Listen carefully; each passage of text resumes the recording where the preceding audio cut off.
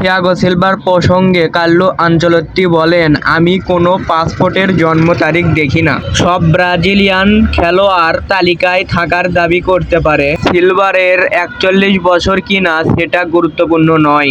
যদি সে যোগ্য হয় অবশ্যই সে থাকবে, বয়স কোনো বিষয় না। আনচেলত্তি আরও বলেন, লুকা মদ্রিদকে দেখুন, যিনি 40 বছর বয়সী এখনো খেলছে। চলেন আপনাদের কমেন্টগুলো দেখে আসি। একজন ভাই কমেন্ট করছে, নেইমার কি বিশ্বকাপ খেলবে? জি ভাই, খেলবে, খেলার সম্ভাবনাই বেশি। কারণ আজকে সান্তোসের হয়ে নেইমার মাঠে নেমেছিল, একটি গোলও করেছে। নেইমার বিশ্বকাপে থাকবে কিনা এটি নির্ভর করছে আনচেলত্তির উপর। তবে নেইমার এখন ফিট আছে, বিশ্বকাপে যাওয়ার সম্ভাবনাই বেশি। আগামী 18 মে কার্লো আনচেলত্তি বিশ্বকাপের জন্য ব্রাজিলের চূড়ান্ত স্কোয়াড ঘোষণা করবে। ধন্যবাদ কমেন্ট করার জন্য। ফুটবলকে নিয়ে আরও নতুন কোনো প্রশ্ন থাকলে কমেন্ট করতে পারেন, পরবর্তী ভিডিওতে রিপ্লাই দেব। ধন্যবাদ।